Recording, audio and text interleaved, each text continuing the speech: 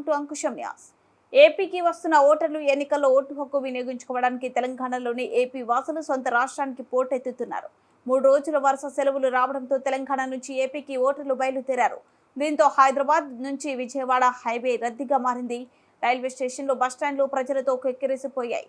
ఏపీకి పోటెత్తుతున్న ఓటర్లు, హైదరాబాద్ నుంచి భారీగా తరలి వెళ్తున్న ఓటర్లు, ప్రకాశం జిల్లా టోల్ ప్లాజాల దగ్గర భారీగా ట్రాఫిక్ జామ్. ఈసారి ఓటింగ్ శాతం భారీగా పెరిగే అవకాశం. గెలుపోటములపై జోరుగా బెట్టింగ్లు.